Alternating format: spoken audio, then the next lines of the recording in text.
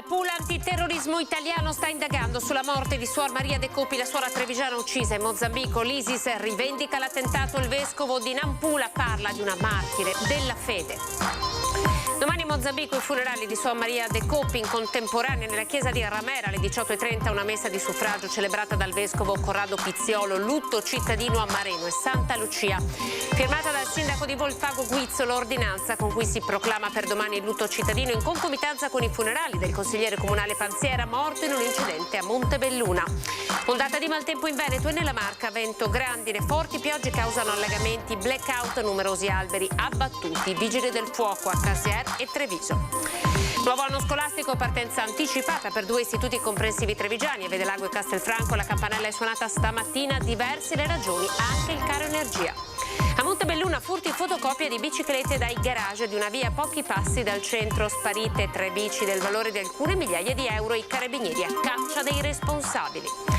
Approvato dalla Giunta regionale lo schema di convenzione con Università di Padova e ULS 2 per l'attivazione del corso di laurea magistrale in medicina e chirurgia. Ben ritrovati, buonasera TG Treviso. Apriamo ovviamente con l'uccisione di Suor Maria De Copi in Mozambico. Il pool antiterrorismo italiano sta ovviamente indagando la suora uccisa in un villaggio da terroristi martedì sera e l'ISIS oggi ha rivendicato l'attentato. Il vescovo di Nampula ha parlato di martire della fede. Questo l'ultimo messaggio vocale inviato alla nipote Gabriella, che poi al telefono ha vissuto in diretta l'uccisione della donna. Ve lo facciamo ascoltare. Venerdì hanno attaccato un posto lì, sempre nella nostra parrocchia, e poi oggi e ieri sembrano che siano entrati, ci sia un gruppo qui abbastanza vicino, a 15-20 chilometri, e sembrano che siano armati e che abbiano già rapito della gente, ammazzato qualcuno. Sai, dove loro passano fanno stragi. Qui tutto il popolo è in fuga, sta scappando.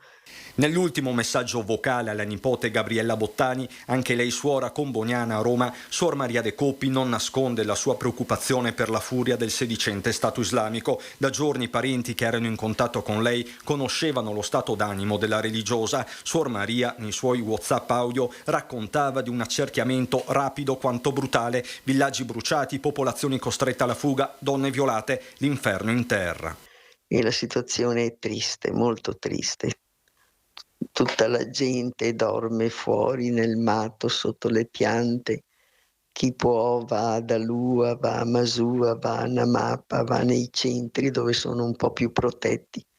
Sentito l'audio della durata di circa 2 minuti, Suor Gabriella contatta la zia telefonicamente e lei stessa a riferirlo nel blog delle Comboniane. Sono circa le 21 di martedì sera. Zia, tu non parti? La domanda. Non so, voglio aspettare e vediamo come va. La sua risposta. È in questo momento che Suor Gabriella sente dei colpi e l'82enne che urla papai calmati, papai calmati. Papai è una formula di cortesia che si usa tra adulti dell'Africa. Sono le ultime parole di Suor Maria. Qualcuno intorno grida misericordia, poi il silenzio. L'82enne verrà ritrovata morta con un colpo d'arma da fuoco alla testa. Poco distante a terra il suo cellulare, l'unica connessione con la sua amata terra d'origine.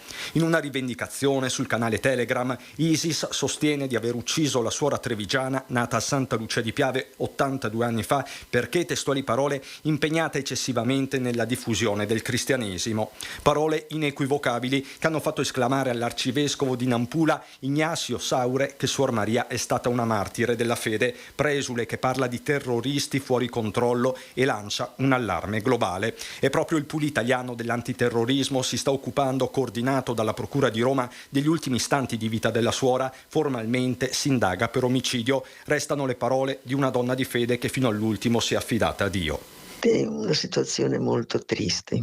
Pronto, prega per noi, che il Signore ci protegga, noi, e protegga anche questo popolo. Ciao, buonanotte e buon lavoro. I funerali domani alle 18:30 in Mozambico e poi in contemporanea la messa in suffragio universale celebrata dal vescovo Corrado Pizziolo. E quello che vi facciamo sentire è l'ultimo messaggio vocale inviato a Suor Maria poco dopo l'assassinio dalla direttrice dell'ufficio missionario di Vittorio Veneto, Maria Grazia Salmaso. volevo sentirti per capire come stai tu, se tutto va bene, se tu sei stata coinvolta o meno. E preghiamo per voi, per tutti loro, speriamo in conseguenze buone. Un abbraccio fortissimo, dammi tue notizie se puoi, e prego. Un messaggio questo che non riceverà risposta. Suor Maria infatti era già morta, giaceva sul pavimento della chiesa con il suo cellulare accanto, dall'altra parte della linea infatti sua nipote, testimone dell'assassinio. Mi sembra che mentre succedeva l'evento Suor Maria fosse al telefono con questa parente, questa nipote, che è lei stessa una comboniana e che probabilmente ha sentito tutto quello che è accaduto. Ed è lì in Mozambico, la terra a cui è dedicato la vita, dove sarà sepolta Suor Maria De Coppi. Domani il funerale nel cimitero di Carapira, dove a salutarla per l'ultima volta sarà la sua grande famiglia africana.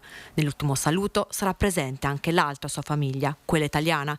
Chilometri e chilometri di distanza, un mare e un cielo tra due continenti che mai come oggi sono stati così vicini in nome di Suor Maria. Noi faremo una celebrazione più o meno parallela, diciamo, a Ramera domani alle 6:30, presieduta dal nostro vescovo Corrado, e insieme alla famiglia, ai parenti e a chi vorrà partecipare, per essere vicini, insomma, anche al Mozambico in questo momento. E sempre nella chiesa di Ramera, mercoledì prossimo alle 20:30, il vescovo Corrado celebrerà una veglia di preghiera. Santa Lucia e Mareno di Piave, domani il lutto cittadino per entrambi i comuni dove Suor Maria è nata e cresciuta, luoghi che la porteranno sempre nel cuore. Con il collega di Mareno, Cattai, ci troveremo domani sera per la Santa Messa in ricordo di Suor Maria, visto che la cerimonia funebre si svolgerà in Mozambico. Sarà un momento importante non solo per il ricordo, ma per cercare di dire a voce alta quanto queste persone rappresentano un esempio straordinario nella nostra vita. Questi sono dei giganti della nostra società. Spesso la nostra società ricorda soltanto i fenomeni che fanno spettacolo, e invece dovremmo ricordarci di più di queste persone che nel silenzio lavorano per gli altri con grande dedizione, cura, attenzione, e questo è davvero un ricordo speciale per questa donna speciale. Vi diamo una notizia dell'ultima ora: è morta la regina Elisabetta II, regina d'Inghilterra, all'età di 96 anni. Il tweet di una famiglia, della famiglia reale, ne annuncia appunto il decesso. Le sue condizioni si erano improvvisamente aggravate. Ovviamente la notizia è già rimbalzata in tutti i giornali, anche quotidiani nazionali. Si era aggravata nelle ultime ore, al suo capezzale era giunta tutta la famiglia reale. Dunque si è spenta la regina Elisabetta II. Andiamo avanti con il nostro notiziario a Volpago con il sindaco Paolo Guizzo, che ha firmato l'ordinanza con cui si proclama per domani il lutto cittadino nel comune in concomitanza con la celebrazione dei funerali del consigliere comunale Lucio Panziera, previsto per le 15:30 nella chiesa parrocchiale di Venegazzù.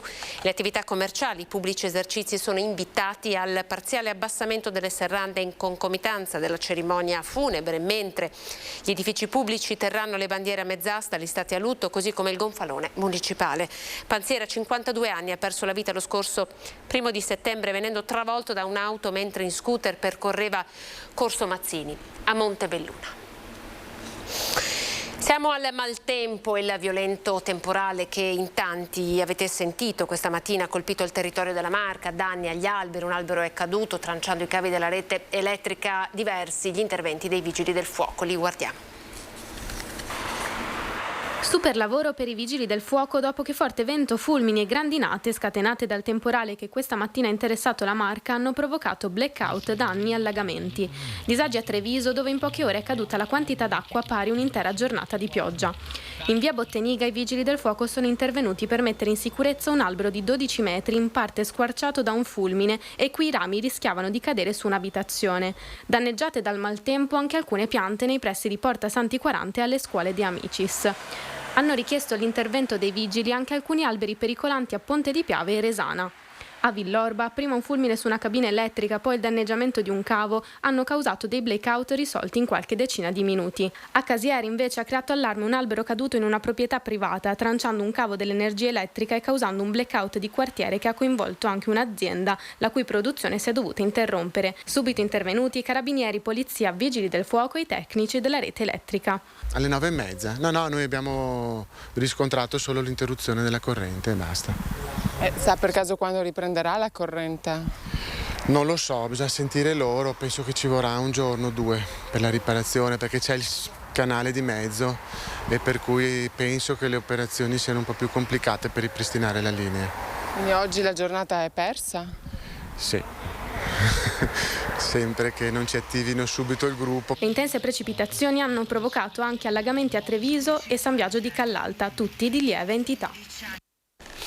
A scuola partenza anticipata per 2 istituti comprensivi della Marca, Vedelago e Castelfranco. La campanella questa mattina è suonata, diverse le ragioni, i ponti estivi e poi il caro energia. I ragazzi delle terze sono i primi ad uscire, la campanella suona alle 12:45 di giovedì 8 settembre. La scuola media di Vedelago al caro energia risponde con una prima campanella anticipata e la settimana corta. Da lunedì al venerdì un giorno a casa di più, anche presumo in questo periodo difficoltoso dal punto di vista mondiale, ci permette in qualche modo, non noi chiaramente, anzi anche i cittadini, perché tutto sommato le spese del comune sono a carico dei cittadini.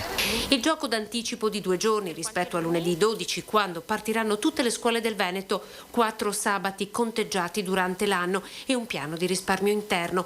Il Covid lascia in eredità classi all'avanguardia più tecnologiche, si userà meno carta, oltre alla LIN ci sono smart TV e digital board, ma mancano all'appello ancora 4 insegnanti, motivo per cui la dirigenza ha dovuto chiedere uno sforzo a quelli già in ruolo. Campanella anticipata anche all'Istituto Comprensivo di Castelfranco Veneto, diretto dalla professoressa Donata Sartor.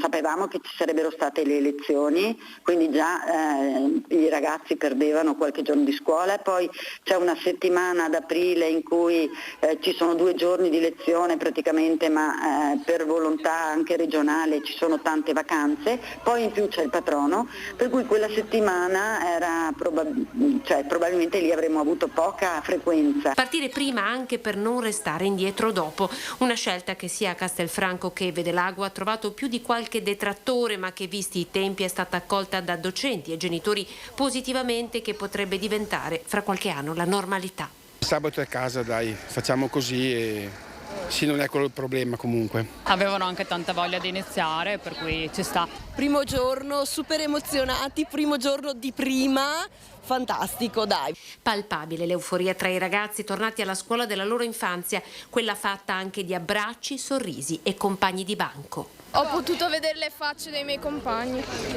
Siamo emozionati di non avere la mascherina? Molto, abbastanza. Si respira adesso. Si sta tanto meglio. Qual è il tuo primo pensiero quando ti sei seduto sul banco? Di ritrovare i miei amici. Vederli entrare in classe con i banchi uniti, senza mascherine, loro erano contentissimi. Abbiamo fatto un passaggio all'interno appunto delle classi e loro erano veramente euforici. Poi vedere anche noi stessi insegnanti, non eravamo abituati a vedere i sorrisi. La Giunta regionale ha approvato lo schema di convenzione tra Regione e Università di Padova, ULSS 2 Marca Trevigiana, per sostenere l'attivazione e il funzionamento del corso di laurea magistrale in medicina e chirurgia presso l'ULSS 2. Si tratta del primo passo compiuto verso l'attivazione del corso dopo l'impugnativa del governo e la sentenza della Corte Costituzionale. Il corso sarà finanziato con fondi regionali. La convenzione avrà durata quindicennale per una spesa massima complessiva stimata pari a 28.543.000 euro. E di costi continuiamo a parlare con il caro energia, che ovviamente colpisce anche le strutture sanitarie e gli ospedali della Marca Trevigiana, che hanno già attivato un piano di risparmio. Vediamo. L'energia elettrica è l'80% e il gas è il 34%. Complessivamente, facendo una media dei costi, siamo intorno ai 15 milioni di euro, un 49% in più. L'ospedale è una delle aziende più energivore esistenti, dove macchinari e impianti di refrigerazione sono accesi H24. L'ULSS Trevigiana ha quantificato il colpo, l'aumento dei costi di circa 15 milioni di euro. La spesa per l'energia elettrica passa da 9 milioni 888.000 a 17 milioni 750.000. Quella del gas da 19 milioni 830.000 a 26 milioni 550.000. Costi più alti per i nosocomi di Castelfranco e Pieve di Soligo. La media degli aumenti si aggira intorno all'80%. È chiaro che noi prima pagavamo anche meno perché avevamo i project financing che avevano sostanzialmente bloccato il costo sia dell'energia che del calore e si rapportavano solo alla lista legato appunto ai carburanti. Oggi con questa implementazione chiaramente il mercato sostanzialmente è saltato. Già pronto il piano di risparmio che coinvolgerà soprattutto ambulatori ed uffici dove è consigliato spegnere gli apparecchi, PC e stampanti piuttosto che lasciarli in stand-by, abbassare il riscaldamento di 1 grado negli uffici e abbassare ulteriormente una volta terminata l'attività, uniformare gli orari. Ma lo chiediamo proprio come principio etico. È chiaro che nelle aree dove c'è la degenza o dove queste devono essere mantenute, corridoi, sale d'aspetto non utilizzate, ecco, va spenta la luce, va evitato ovviamente di fare una dispersione energetica per niente. È chiaro che non rientriamo certamente di 15-16 milioni di euro, ma sicuramente parlando almeno col mio ingegnere, quale ho fatto ovviamente la domanda, un paio di milioni di euro sicuramente, se tutti ottemperano a quanto andremo a scrivere e a spiegare, potremo risparmiarli. La struttura più energivora ad oggi, l'ospedale di Conegliano, molte le aspettative invece di risparmio per la nuova cittadella sanitaria di Treviso, dove sarà installato un impianto fotovoltaico. Siamo alla politica, più volte abbiamo sentito il segretario Dem Enrico Letta appellarsi al voto utile puntando il dito contro l'attuale legge elettorale, il Rosatellum, ma oggi durante la diretta con il nostro Christian Arboet abbiamo ascoltato Ettore Rosato, padre fondatore di questa legge elettorale. E mentre la Meloni, Salvini e Berlusconi sono stati capaci di costruire una coalizione, poi vedremo se saranno anche capaci di governare, Letta è stato incapace perfino di costruire una coalizione, figuriamoci di governare. Letta ha fatto un asse con un partito anti-Draghi e basta. Il voto utile non esiste, o meglio, esiste ogni volta che il cittadino mette il suo voto e pensa di votare utilmente. Chi voterà utilmente la Meloni, chi voterà utilmente il Partito Democratico, chi voterà utilmente il Terzo Polo e così per tutti gli altri partiti che sono in campo. Rispedisce al mittente ogni accusa Ettore Rosato, primo firmatario di quella legge elettorale contro cui ha puntato il dito nelle scorse ore ancora una volta il leader Dem Enrico Letta. A respingere il concetto di utilità legata al voto democratico è anche la lista Noi Moderati. Credo che intanto, se parliamo del voto utile, credo che il voto utile il cittadino sia l'unico che può davvero darlo, sennò sembra un po' che il cittadino alle volte non sappia neanche come votare o cosa votare. Credo che sia un po' una presa in giro anche fare certe considerazioni da parte di qualche leader politico. Una questione formale di fondo, quella del voto. Quanto alla sostanza, continuano a dividere le sanzioni alla Russia sul gas in attesa della convocazione a Bruxelles del Consiglio dei Ministri dell'Energia. Sanzioni che per più Europa restano la strada maestra. Bisogna essere coraggiosi e bisogna dire le cose come stanno, quindi le sanzioni rimangono, la nostra appartenenza all'Unione Europea, che piaccia o non piaccia, rimane, che piaccia o non piaccia anche alla Meloni, perché se vinceranno le destre, e a questo mi congiungo e poi mi taccio alla discussione generale, se vinceranno le destre questo Paese avrà dei seri problemi nell'inserimento internazionale. Contesto europeo dal quale chiede invece di uscire subito, ritirando le stesse sanzioni a Mosca. Italia Sovrana e Popolare, per la nuova formazione l'obiettivo è uno: rimettere il popolo italiano, come è detto dal primo articolo della Costituzione, come sovrano nel Paese, svincolandolo da tutti quelli che sono i legacci e le catene imposte negli ultimi anni, da poteri che non sono italiani ma sono sovranazionali. Siamo alla pagina della cronaca. Montebelluna, furti, fotocopie di biciclette di grande valore, tutti nella stessa via, vediamo. Furti in serie di biciclette di valore all'alba di ieri in viale 11 febbraio nella zona sud-est di Montebelluna. 3 le biciclette del valore di alcune migliaia di euro portate via dai malviventi, con tutta probabilità una banda organizzata che ha messo a segno i colpi, replicando garage dopo garage il medesimo copione. Vittime i residenti della strada, che si sono ritrovati i basculanti dei garage forzati e le biciclette di marca sparite. Sul posto sono stati fatti intervenire i carabinieri di Montebelluna, che stanno ora esaminando i filmati delle telecamere di videosorveglianza pubbliche e private per cercare di ricostruire i movimenti in quella strada nelle ore in cui presumibilmente sono avvenuti i colpi e raccogliere elementi utili a risalire all'identità dei responsabili. Degrado in strada Feltrina, dopo il nostro servizio parla il presidente di Ater, che ribadisce che la richiesta di installazione di fototrappole è già partita verso il comune di Treviso. Qualche giorno fa vi avevamo presentato il degrado in strada Feltrina nel quartiere Monigo a Treviso, trasformata in vera e propria discarica a cielo aperto. Le abitazioni di proprietà sia di Ater che del comune sono state recintate perché dovranno essere demolite, ma al loro interno sono stati lasciati rifiuti nonostante nel quartiere ci siano ancora dei residenti. Ecco la risposta del presidente di Ater, Mauro Dal Ziglio, in merito. Noi abbiamo chiesto dall'inizio la collaborazione dei residenti che da febbraio stiamo cercando di spostare, facendo delle varie offerte con il comune di Treviso nelle varie posizioni, dando la priorità a quelle che sono le situazioni scolastiche, quando ci sono dei ragazzi giovani, per tenerli vicino alla scuola, o quelle lavorative per persone che magari hanno difficoltà nel muoversi. Però a volte ci sono delle situazioni che forse vengono prese per questioni di principio. Noi oggi, sui nostri 72 alloggi, noi abbiamo circa 6 famiglie ancora all'interno. Ripeto, su 72 ne abbiamo 6. Di questi 6 ce ne sono 2 in uscita e ce ne sono circa altre 4 come occupanti senza titolo. I rifiuti noi abbiamo chiesto e stiamo chiedendo continuamente al comune una collaborazione, perché noi spese ne abbiamo già sostenute parecchie, abbiamo speso più di 20.000 euro tra recinzioni, tra allontanamento dei rifiuti, tra sfalci dell'erba. Però purtroppo c'è la grande maleducazione della gente nell'abbandonare i rifiuti. Quindi noi stiamo chiedendo, e confido che a breve ci siano installate delle fototrappole per cercare di arginare questa situazione. Però se guardiamo, i rifiuti non sono rifiuti riconducibili a Ater, sono, ripeto, rifiuti riconducibili a maleducazione. Siamo a Saletto, Breda di Piave, con la denuncia di diversi cittadini per quanto riguarda l'inefficienza del guardrail in via Argine. Per noi che dobbiamo uscire dalle nostre attività e dalle nostre abitazioni abbiamo un senso di insicurezza, perché diventa un imbuto, perché non ci dà la visibilità per uscire, e soprattutto le macchine che transitano ad alta velocità, anzi altissima velocità, non ci vedranno uscire.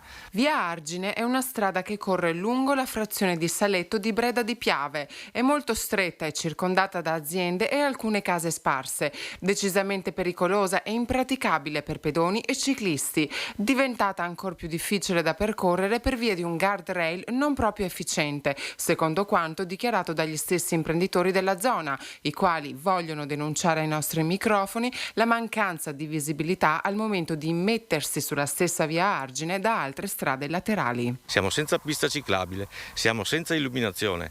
Sono 2 mesi che la strada è asfaltata, manca la segnaletica orizzontale.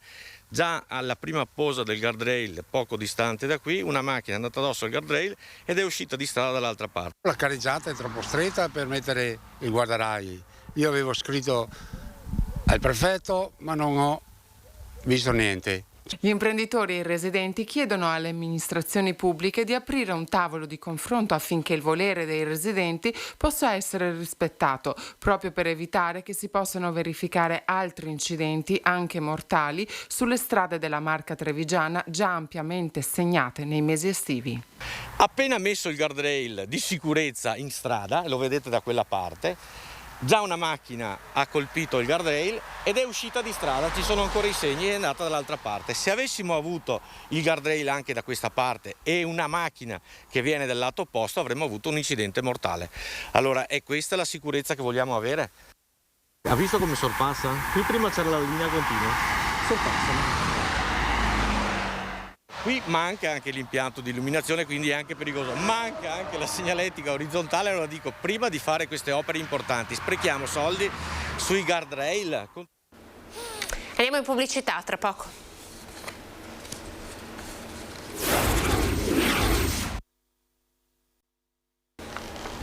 Ben ritrovati, riprendiamo dalla camminata per la vita che torna il 18 di settembre dopo 2 anni di stop a causa della pandemia.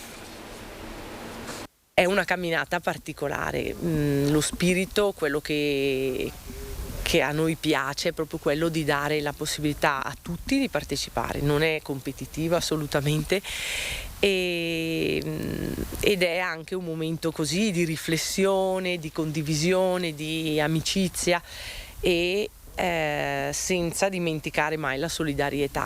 E la solidarietà è il fulcro di questo evento. La raccolta fondi avverrà tramite l'iscrizione alla camminata e l'acquisto delle magliette o del cestino picnic per il pranzo. Un'edizione questa che conta un record di donazioni. Noi siamo consapevoli del fatto che ad oggi la raccolta data dai nostri sostenitori sia privati che aziende è stata importante, per cui siamo fiduciosi che quest'anno sarà un anno molto importante a livello di donazione. Sede dell'evento il Parco Sant'Artemio, da dove partirà la camminata divisa in 2 percorsi. Sono 2 percorsi, uno breve di 4 km, uno di 10 km, il percorso lungo. La prima parte sarà tutta assieme, quindi il percorso da 4 e da 10 saranno assieme, all'altezza della chiesa della Madonnetta si divide. Il percorso lo studiamo assieme, cerchiamo di mettere il verde prima di tutto, il posto, la parte storica di Treviso. Percorsi accessibili davvero a tutti, nessun impedimento per le persone diversamente abili, ma soprattutto aiuti dei volontari presenti ad ogni incrocio del percorso. Un evento solidale che ci ricorda che anche nelle differenze siamo tutti uguali. Tutti insieme siamo un gruppo forte e il fatto di camminare insieme agli altri dà la possibilità agli abili di capire che siamo tutti uguali, perché dentro i nostri sentimenti sono uguali. Siamo alla pagina di Belluno.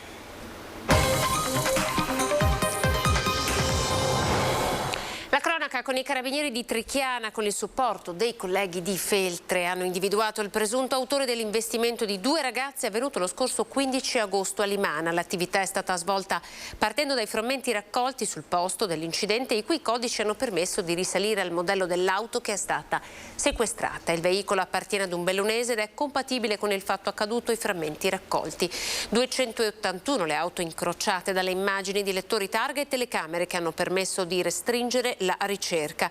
Il proprietario del veicolo si sarebbe giustificato spiegando di non aver compreso di aver investito 2 ragazze. Sempre i carabinieri stavolta a Santa Giustina hanno scoperto una tentata truffa ai danni di un cittadino che voleva vendere un veicolo che i raggiranti erano in procinto di pagare con un assegno dimostratosi falso per un valore, pensate, di 41.000 euro. E poi c'è il colonnello Enrico Pigozzo, lui è il nuovo comandante provinciale dei Carabinieri di Belluno. Pigozzo ha assunto l'incarico lunedì e subentra al colonnello Rastelli, trasferito al comando Legione di Padova. 47 anni compiuti lo scorso 6 agosto, originario di Bassano del Grappa, il colonnello Enrico Pigozzo, il nuovo comandante provinciale dei Carabinieri di Belluno. Nella sede di Viale Europa è iniziata la staffetta tra ufficiali. Oltre al nuovo comandante che subentra Francesco Rastelli, in partenza ci sono il capo ufficio comando a Belluno, colonnello Tovazzi, il colonnello Stabile, comandante del reparto investigativo, e il comandante della compagnia di Cortina Biasione. Alla caserma Giarnieri tornerà il reparto operativo che include il nucleo investigativo informativo e a dirigerlo sarà Cristian Costantini, oggi comandante del nucleo Carabinieri Tutela Patrimonio Culturale di Venezia.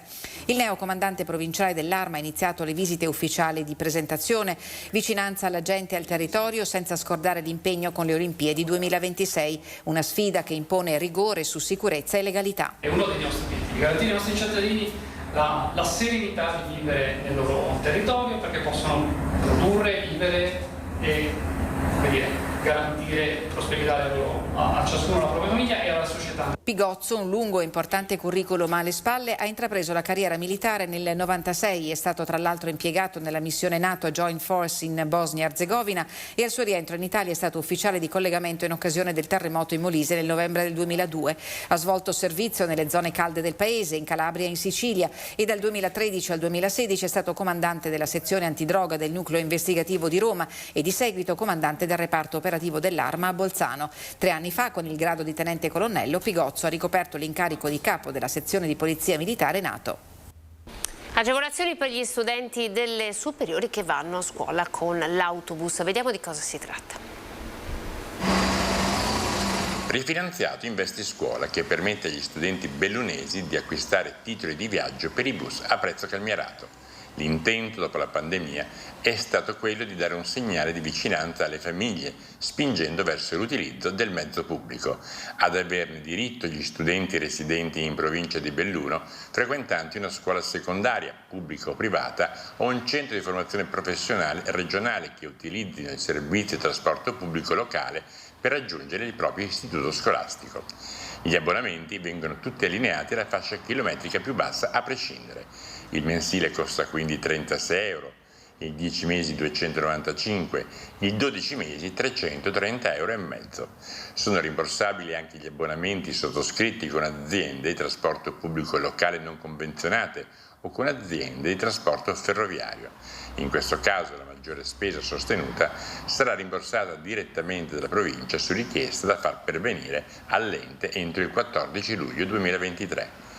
Le biglietterie di Belluno, Agordo, Feltre, Caralto e Cortina d'Ampezzo stanno facendo gli straordinari per ricevere tutte le richieste. Nella sola prima giornata sono stati infatti sottoscritti quasi 700 nuovi abbonamenti. Parte, in leggero ritardo, ma parte, e questa è la cosa importante, la possibilità per le famiglie di fare l'abbonamento a prezzi calmierati per i ragazzi che vanno a scuola. Questo grazie appunto all'Investi Scuola, ossia il progetto che è stato rifinanziato anche quest'anno grazie alla sinergia di Fondo Comuni Confinanti e Consorzio BIM. Confermato anche il supporto economico per eventuali affitti. Gli studenti che sostengono delle spese per l'alloggio distanti almeno 35 km dalla residenza possono chiederne il rimborso alla provincia per un importo annuale massimo di 1.000 euro. Inoltre stiamo studiando una modalità di agevolazione per quei ragazzi che hanno dovuto o che devono spostarsi a scuola nei primi giorni di settembre senza aver potuto ancora sottoscrivere l'abbonamento con Investi Scuola. Credo che questa sia davvero una misura a favore della montagna e delle terre alte, visto che l'abbonamento per il trasporto sui mezzi pubblici vale per tutti lo stesso prezzo, indifferentemente dai chilometri percorsi. Il piatto di depurazione di Marissiga di Belluno sarà potenziato, questo grazie ai fondi elargiti dal PNRR. Dal PNRR risorse preziose a beneficio del territorio, 4.400.000 euro sono stati stanziati dalla Giunta regionale per l'adeguamento delle opere di fognatura e depurazione dell'impianto di Marisiga a Belluno. La delibera è stata portata dall'assessore regionale all'ambiente Giampaolo Bottacin. Il finanziamento è destinato al potenziamento dell'impianto fognario di un'area importante del comune di Belluno, siamo a Marisiga, un primo stralcio da quasi 3 milioni di euro, seguirà un secondo stralcio da circa 1,5 milioni di euro, un intervento fondamentale. In base ai criteri e alle priorità, spiega Bottacin, è stata valutata positivamente la proposta avanzata dal presidente del Consiglio di Bacino Dolomiti Bellunesi, Camillo De Pellegrin. L'intervento permetterà un cambio di passo e l'adeguamento dell'impianto per un lungo periodo di tempo. In particolare si potrà definire l'annosa questione del percolato, per smaltire il quale il Comune di Belluno spende ogni anno oltre 250.000 euro. La notizia del finanziamento ha fatto tirare un sospiro di sollievo a Palazzo Rosso. L'assessora comunale all'ambiente Lorenza De Cunovic ha espresso parole di ringraziamento nei confronti della Regione, evidenziando l'ottimo risultato raggiunto grazie a un gioco di squadra i cui benefici saranno a vantaggio del territorio e della città di Belluno. L'Assemblea dei Sindaci ha deciso di proseguire con la cessione di Dolomiti Ambiente partecipata dell'ente provincia che per effetto della legge Madia deve dismettere l'iter per la cessione di Dolomiti Ambiente. Sarà definito nell'incontro che si dovrebbe svolgere entro questa settimana. Nel frattempo sono state convocate le società di raccolta dei rifiuti che operano in provincia di Belluno per discutere l'acquisizione e definire dunque le modalità operative. A Canale d'Agordo è il momento del grazie. Domenica 11 settembre alle 16 in piazza Papaluciani verrà celebrata la messa solenne di ringraziamento per la beatificazione di Giovanni Paolo I. La funzione sarà officiata dal Patriarca di Venezia, Monsignor Francesco Moraglia, assieme al Vescovo di Belluno Feltre, Monsignor Regnato Marangoni, al Vescovo emerito di Belluno, Monsignor Giuseppe Andric, e al Vescovo di Vittorio Veneto, Monsignor Corrado Pizziolo. E come domenica scorsa, Antena 3 ci sarà per descrivervi minuto dopo minuto un'altra giornata di fede e di festa. A partire dalle 15, in preparazione della messa, ci collegheremo in diretta con la piazza di Canale d'Agordo per raccontarvi la gioia e l'attesa dei fedeli prima della celebrazione. Poi dalle 16 spazio alla cerimonia. Appuntamento dunque per domenica alle ore 15 e vi aspettiamo. Il telegiornale di Treviso termina qui, grazie per essere stati in nostra compagnia. Siamo alle previsioni del tempo. Arrivederci.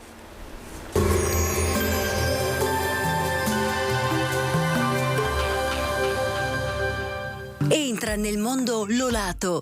Da oltre 40 anni un team di professionisti per migliorare la qualità della tua vita. Centro del piede con servizi di podologia. Laboratorio per la produzione di plantari e calzature su misura. Bentrovati al meteo. La perturbazione abbandona lentamente l'Italia, causando ancora qualche strascico instabile sul nostro territorio. Il dettaglio di venerdì 9 settembre. Sul Veneto tempo variabile, avremo piogge e temporali frequenti nella prima parte della giornata. A seguire fenomeni in diradamento con alternanza di schiarite temporaneamente anche significative. Temperature in ulteriore lieve calo, minime tra 13 e 19 gradi, massime invece comprese tra i 23 e i 25 gradi. Spostiamoci ora sul Friuli Venezia Giulia, la situazione sarà simile, precipitazioni diffuse, verso sera via via in esaurimento e sarà anche più asciutto. Temperature minime tra 15 e 17 gradi, massime intorno ai 23-25 gradi. Infine diamo uno sguardo al Trentino Alto Adige, avremo temporali dappertutto, col passare delle ore contesto decisamente in miglioramento. Temperature minime sui 13 gradi, massime sui 24 all'incirca. Dal meteo di Antena 3 per ora è tutto, arrivederci al prossimo aggiornamento.